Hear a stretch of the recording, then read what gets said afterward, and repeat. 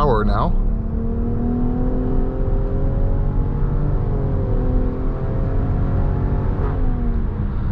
And we're up to highway speeds.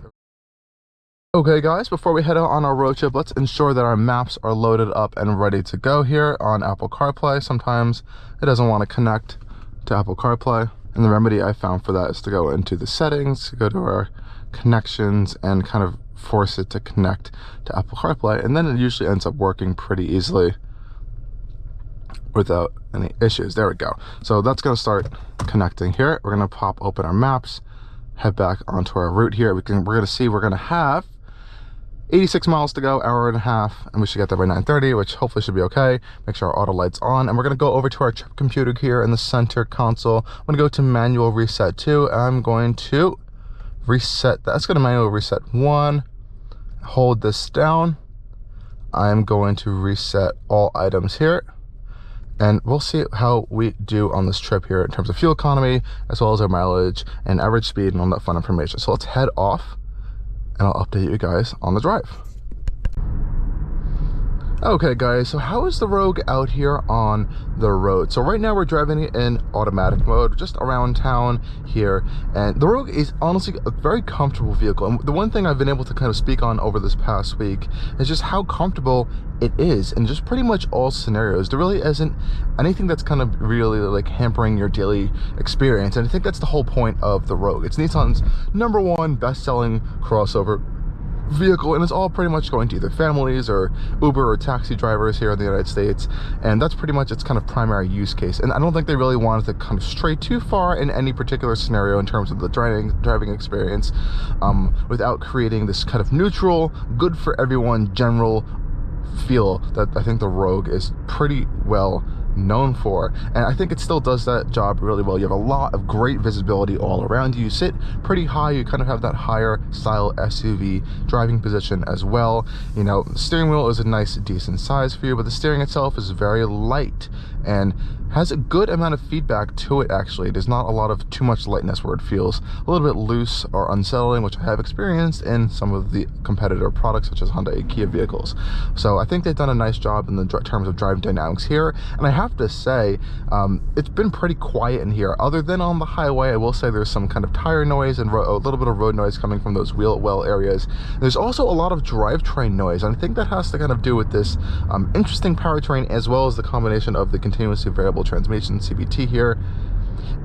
When you are kind of cruising around traffic at lower speeds, you kind of hear some whirring or some noises going around from the footwell area here. So that's one thing I noticed, but generally I think they've done a good job of kind of refining this platform, as well as the Rogue itself, to give you a more comfort-oriented experience here.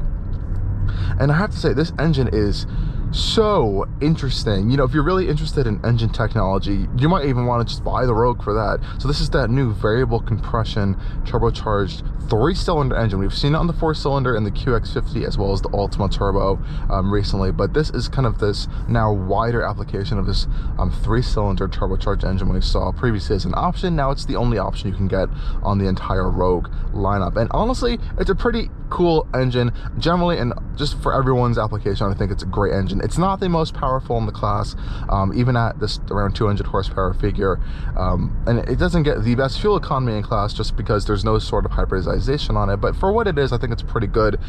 Typically I actually quite like to drive it around in auto or eco mode most of the time. Now there actually is a huge significance in putting this engine into eco mode. It really significantly dials back the gas pedal input, so I can really press on it.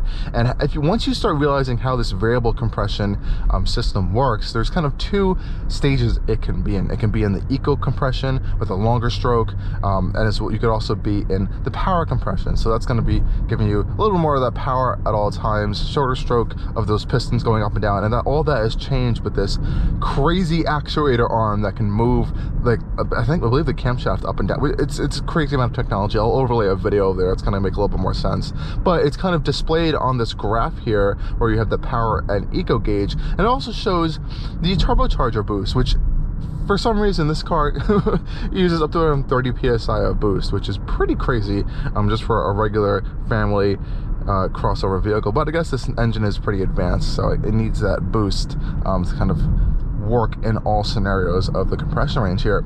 So again, really unique engine, and you can see typically when you start driving it around, it kind of driving it almost like a hybrid in the sense of where you want to keep it in the eco gauge, just try to get the best fuel economy possible. And just on a quick like 10-mile trip I did yesterday, we got around 40 mpg. I am not kidding. If I could pull up the figure here, you guys will believe me. Almost 40 mpg. So pretty impressive actually when you are driving it in that eco setting. So let's pop it into sport mode now. We're gonna head out onto the highway here. We're in power now.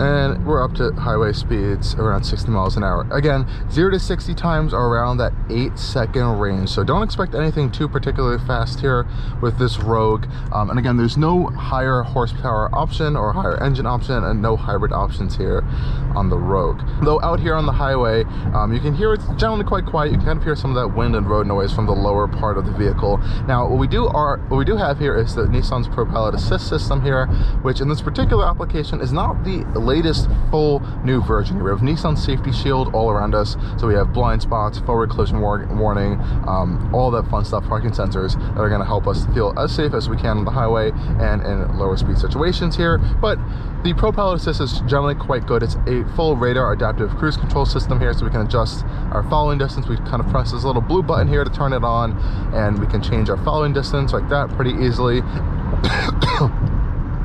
As well as it's pretty simple to set our speed up to a safe cruising speed. And we have steering assist here, which it does require you to have your hands on the wheel at all times, otherwise it will start beeping at you, which I'll kind of demonstrate for you guys right here. But it does fully steer the vehicle around corners. You do have a lane like departure warning system as well, so that's going to kind of vibrate the steering wheel and alert you if you're kind of exiting a lane in some frequent situations here. So there you go. Now it's going to start saying warning. Make sure your hands are on the wheel, so you have to keep your hands on the wheel at all times there. But generally, I think it's a pretty good system. Just again, it's not one of those hands-free, more advanced style highway driving assistants that you may find in some other vehicles. Though this class particularly isn't really packed with those features. There are some highlight and standout options, I think, in terms of this full driver assistance package. And the Rogue, I wouldn't say is on that top end of it. It's there. I think it's a great system, but something like the Hyundai and Kia products just have really fantastic, really advanced systems that I feel like they're kind of dragging technology down from like luxury brands and throwing it into those vehicles now. So that's one thing to keep in mind if you really are focused on all of that technology and all of those safety assistance features. Okay guys, you find us out here on the Great American Interstates here, and let's have a little bit of an update on our fuel economy as well as our trip information. So as we can see, we have now traveled 50 miles and we're doing 32.6 miles per gallon. So that's again still a little bit less than what the EPA is claiming for highway speeds, and we've been traveling around 60 to 75 miles an hour. Really no traffic, as you can see out here. There's open roads, which is pretty nice, some tractor trailers and just nice fields of western New Jersey into the Poconos over here in Pennsylvania. So pretty nice out today as well, great conditions. Been on the road for around an hour. 48 miles an hour has been our average speed, and honestly not too bad. Now I will say though, definitely at these higher speeds and when you're coming off, if let's say you need to accelerate a little bit more, or if you're even like in the 65 range and you need to accelerate just a little bit up, the engine does feel a little bit on the sluggish end. I'm going to let it just naturally come to a slower speed here so we can cruise back up to our cruise control speeds there, but you can definitely notice there's some lag here. Now we are in eco mode, and I'm going to change that up a bit. We'll put into auto mode to make sure I'm not just only testing in eco mode here. But as you can see here, let's say when it just to increase by just around 10 miles an hour, it definitely requires a lot of revs. The turbo spools straight up using all that 30 psi, and you'll eventually get up to the speed you need to. But you know, definitely on the slower end of vehicles. But again, that's pretty common across this class here. It's just really cruising type vehicles, nothing too sporty, too performance oriented. But again, it would be nice to see at least some sort of electrified or hybridized option, that all those electric motors even in just regular hybrids, definitely help to fill in some of that power. You get just a little bit of that nice electric boost as well.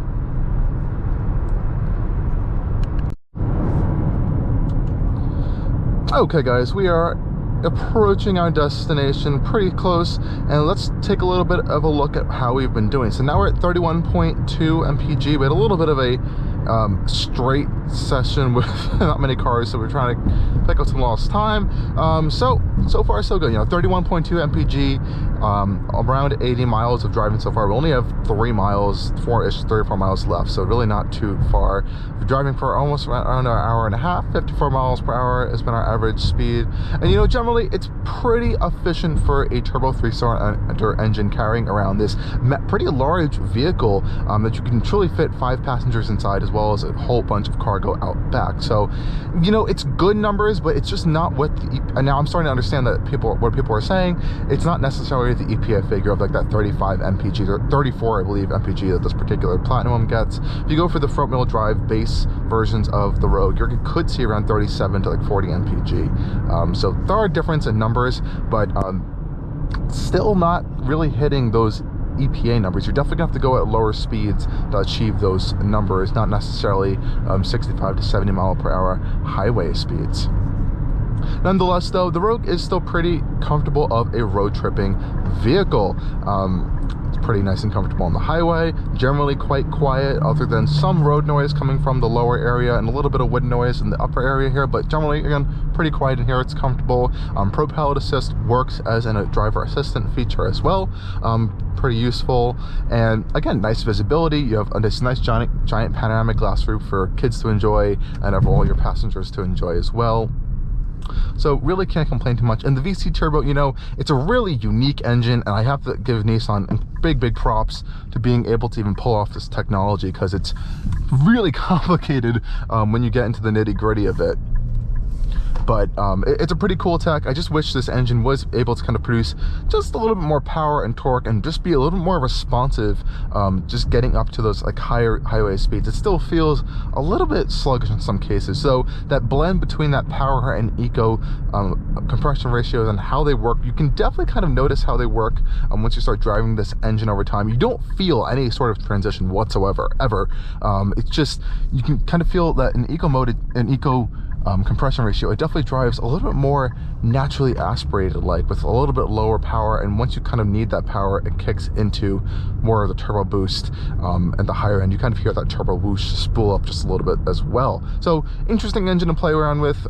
It's been an interesting week with this Rogue, so it's been a good week with this Rogue so far. I really have, again, I've had no issues. It's just a really good I think commuter vehicle for day-to-day driving, hauling people around, and commuting to and from work. And I think in city environments you're actually going to be getting pretty good on just daily MPG, and honestly in that 30 to even 40 range as well, especially if you're driving carefully and in eco mode. Nonetheless guys, thank you again for joining me on another video and for a little bit of a road trip here at Allcarnews. Hope you enjoyed this trip, and from where I am going right now, whenever you're seeing this video, stay tuned for a lot of really cool automotive content coming out of our local IMPA Press Association's media test drive day. Enjoy this nice scenic route of the Pocono Mountains here as we come up upon our destination, and as always, stay tuned for more coming on Allcarnews. Cheers.